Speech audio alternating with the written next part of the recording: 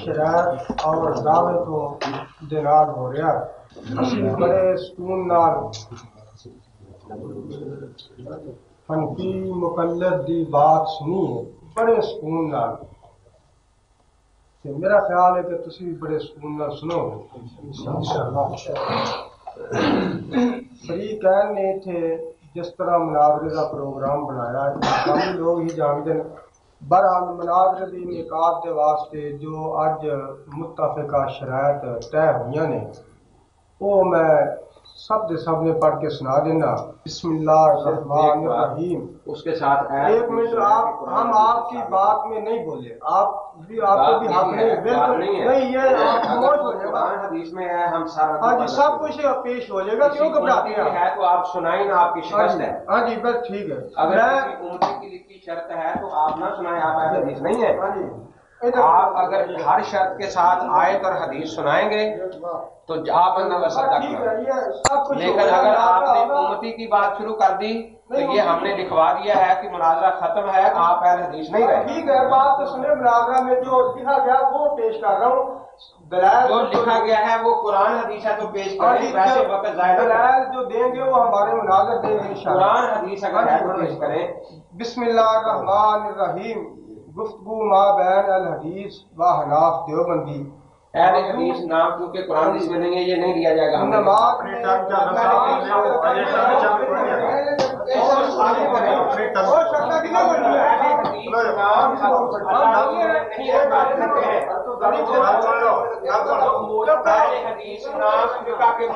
قرآن حدیث میں نہیں ہے یہ نام نہیں اب مانے گا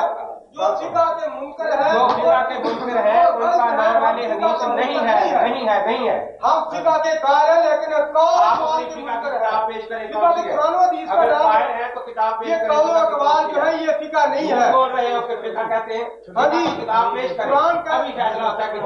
محمد رسول اللہ صلی اللہ علیہ وسلم نے فرما دیا ہے ہاں جی فقہ کی کتاب پیش کرو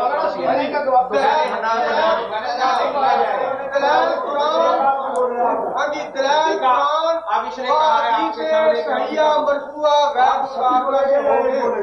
نہیں تسی سارے بولو ساڈے لئی کوئی بولے گا تسی سارے بولو کوئی گل سارے بولے تانوں یہ حق ہے پر میرا ہے کہ نہیں کہ گل بات سونی نہ میں انہاں بھی سارے بولے تسی بیٹھو تسی بیٹھو نہیں تو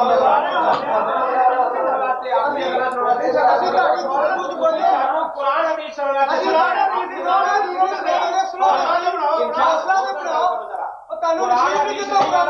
مولانا حوصلہ رکھو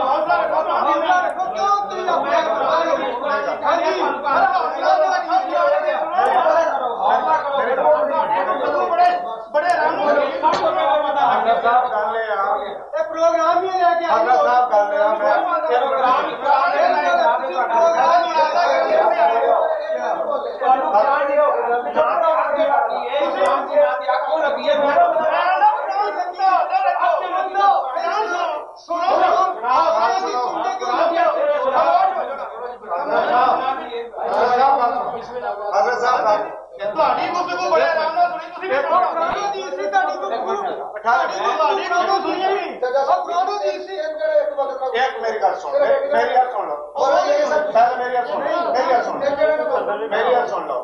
بات یہ ہے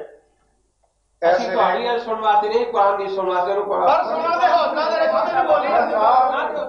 ساڈا یہ دعویٰ نہیں کہ اسی جڑی عام گفتگو کر رہے ہیں وہ قرآن حدیث ہی پڑھنے ہیں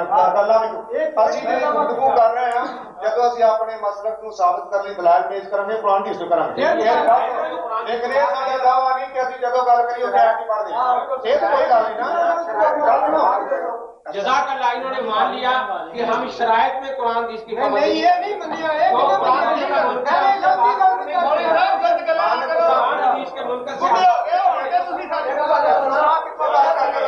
حضرات مولانا نے شرائط کی بات کی ہے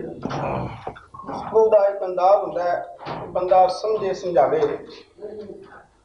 مولانا محمد امین صاحب کے بارے ساڈا بڑا اچھا گمان سی بہترین مناظر نے اپنی جماعت دے بلکہ اس وقت انہوں نے رئیس المناظرین کہا جاتا ہے اج پہلی ملاقات ہے انہوں کے نال گفتگو دی انداز ویکھ کے مولانا دا بڑے حیران ہوئے ہیں میں مولانا صاحب کو پوچھاں گا ਕਿ ਜਦੋਂ ਤੁਹਾਨੂੰ ਸਾਥੀ ਲੈਣ ਗਏ ਨੇ ਤੁਹਾਡੇ ਕੋਲ ਇਹਨਾਂ ਨੇ ਕੋਈ ਆਪਣੀ ਤਹਰੀਰ ਵਿਖਾਈ ਮਸਜਿਦ ਦੇ ਅੰਦਰ ਬੈਠੇ ਆ ਔਰ ਖੁਦਾ ਲੱਗਦੀ ਗੱਲ ਕਰਨੀ ਚਾਹੀਦੀ ਇਹ ਰੱਬ ਦਾ ਘਰ ਹੈ ਝੂਠ ਤੇ ਕਿਸੇ ਨੇ ਵੀ ਜਾਇਜ਼ ਨਹੀਂ ਤੇ ਮਸਜਿਦ ਦੇ ਅੰਦਰ ਤੇ ਬਿਲੌਲਾ ਨਹੀਂ ਚਾਹੀਦਾ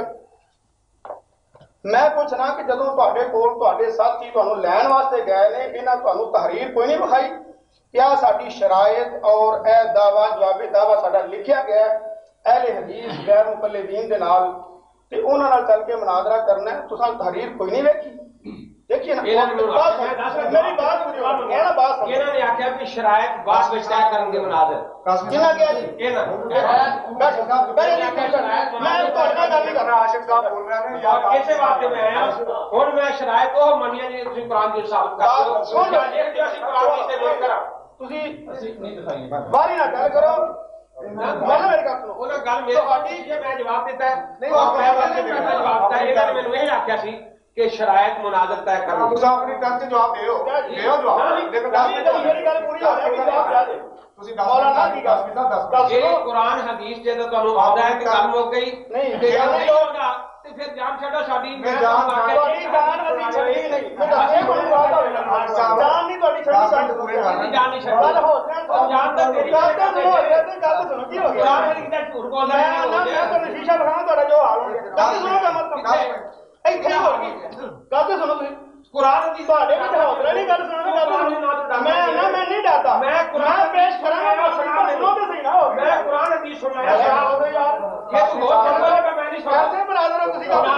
ਕਾਸੇ ਸਾਹਿਬ ਚੁੱਪ ਕਰਾਓ जवाब देवे मैं हदीस सुनाई है नबी पाक की मैं बोलना हदीस अल्लाह ने नबी की मैं भी बात की ਕਾਸੇ ਸਾਹਿਬ ਬੋਲੇ किताब रख मैं सुना बातें कौन पे लोना की हो गया बातें क्यों लगे है ये तो बात कर रहे होता मैं नबी दा कलमा पढ़ा तुसी नबी दे मुनकर होए बैठे ਕਿਆ ਨਹੀਂ ਕਰਾਉਂਦੇ ਸਿਆਣੇ ਲੋਕ ਕਹਿੰਦੇ ਨੇ ਕਿ ਬਾਲ ਦੀ ਤੇ ਵਡੇਰੇ ਦੀ ਅਕਲ ਇੱਕੋ ਜਿਹੀ ਹੁੰਦੀ ਤੁਹਾਡਾ ਤੇ ਹਾਲ ਹੋਇਆ ਕਾਸੇ ਸਾਹਿਬ ਚੁੱਪ ਕਿਉਂ ਨਹੀਂ ਨਬੀ ਕਰਾਉਂਦੇ ਨਾਲ ਬੰਦੇ ਨੂੰ ਹੋਦਾ ਮੇਰਾ ਵੱਡਾ ਵਡੇਰਾ ਹੋ ਗਿਆ वाह भाई वाह ਕਾਸੇ नबी दा ਸਾਹਿਬ कलमा सुनो मेरी बात तो सुनो कुल्लु शर्तिन ला सफी किताब ला फवा बातिल ਕਾਦੀ ਗੱਲ ਮੈਂ ਮਾਨਾ ਬੰਦੇ ਲਾਇਆ ਕਾਸੇ ਸਾਹਿਬ ਇਹ ਪਰ ਹਦੀਸ ਪਰ ਆਪਣੀ ਵਾਰੀ ਤੇ ਤੁਸੀਂ ਇਹ ਸ਼ਰਤਾਂ ਮੈਨੂੰ ਸਾਬਤ ਕਰ ਦਿਓ ਕੁਰਾਨ ਦੀ ਤੋਂ ਮੈਂ आप क्या सुनते लोग ਤੁਸੀਂ ਚੁੱਪ ਕਰੋ ਹਾਂ ਉਹਨਾਂ ਨੇ ਇੱਕ ਸ਼ਰਤ ਪੂਰੀ ਕੀਤੀ ਹੈ ਨਾ ਜੋ ਕਹਿ ਰਹੇ ਉਹਨਾਂ ਜਿਹੜਾ ਹੈ ਉਹਨਾਂ ਨੇ ਪੂਰੀ ਨਹੀਂ ਇੱਕ ਦੀ ਬਜਾਏ ਦੋ ਗੱਲਾਂ ਕਹਿ ਦਿੱਤੀਆਂ ਨੇ ਬਲਕਿ ਤਿੰਨ ਪਹਿਲੀ ਇਹ ਉਹਨਾਂ ਨੇ ਆਖੀ ਹੈ ਵੀ ਸਾਡਾ ਨਾਂ ਹੈ ਹਦੀਸ ਨੇ ਆਖਿਆ ਨਾ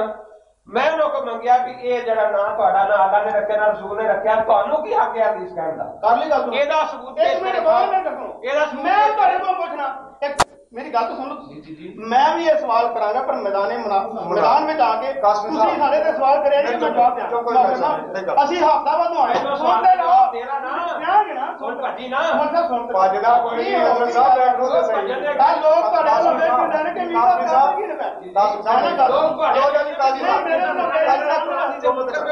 ਕਾਜ਼ੀ ਸਾਹਿਬ ਕੁਰਾਨ ਦੀ ਗੱਲ ਕਰ ਰਿਹਾ ਕੁਰਾਨ ਦੇ ਮੁੰਡੇ ਕਿਉਂ ਬੈਠ ਕੇ ਹਰ ਬੰਦੇ ਨੂੰ 10-10 ਮਿੰਟ ਦਵਾਓ ਕਿਉਂ ਨਹੀਂ ਦਵਾਉਂਦੇ ਪਏ